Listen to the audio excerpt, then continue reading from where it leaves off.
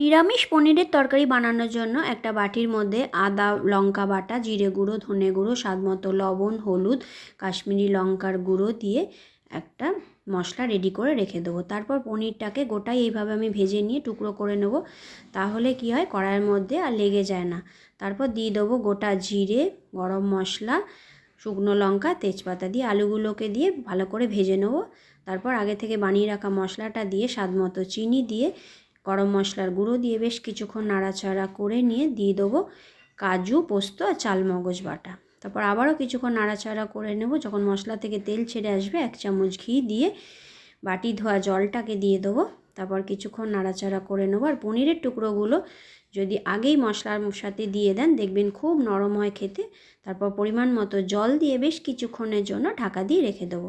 তারপর আলুগুলো সেদ্ধ হয়ে গেলেই নামিয়ে নিলে তৈরি নিরামিষ পনির আলুর তরকারি।